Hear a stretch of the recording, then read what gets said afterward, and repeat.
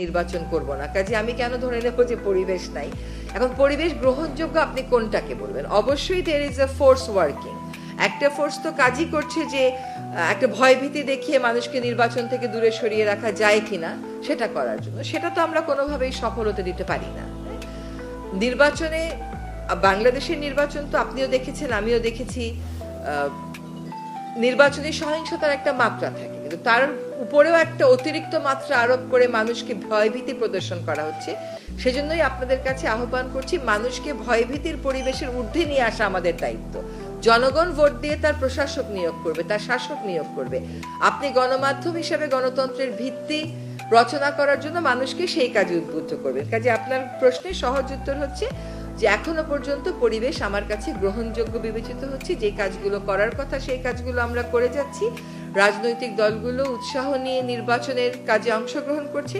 কাজে পরিবেশ গ্রহণযোগ্য না এই কথাটা বলবো না, তবে একটা ন্যারেটিভ বা বলার কোনো সুযোগও নেই।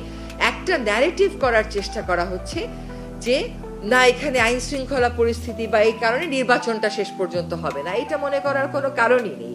সরকার নির্বাচনের একটা ক্লিয়ার রোডম্যাপ দিয়েছে, সাধারণ নির্বাচনেরও ক্লিয়ার রোডম্যাপ আছে, আপনার গণভোটেরও ক্লিয়ার মেসেজগুলো আছে। কাজে নির্বাচনের দিকে দেশ অবশ্যই এগিয়ে যাচ্ছে। গুজবটা কাউন্টার করা তো আমাদের জাতীয় দায়িত্ব। নির্বাচনটা আমাদের দেশের গণতন্ত্রের সাথে, দেশের সাথে হবে। এখন আমরা কোন দেশ থেকে কি গুজব রটাচ্ছে সেটা নিয়ে বেশি পড়ে থাকবো, সেটা নিয়েই বেশি প্রশ্ন করব, নাকি আমরা আমাদের প্রস্তুতি নিব যাতে করে আমাদের নির্বাচনটা হয়, আমাদের দেশটা গণতন্ত্রের পথে যাত্রা শুরু করতে পারে। সেটাই আমি বললাম যে যত রকমের কথা শুনেন সব রকমের কথাই কিন্তু প্রশ্নের বিষয়বস্তু হতে পারে না, কারণ সে তার রাজনৈতিক অবস্থান থেকে এই প্রচারটা করে। কিন্তু আমার রাজনৈতিক অবস্থান তো একটা দেশের নাগরিক হিসেবে, সরকারের অংশ হিসেবে, গণমাধ্যমের কর্মী হিসেবে তা হতে পারে না। কোন ভিউটাতে আমি এন্ডোর্স করব দেশের সাথে সেটা আমি চিন্তা করব না?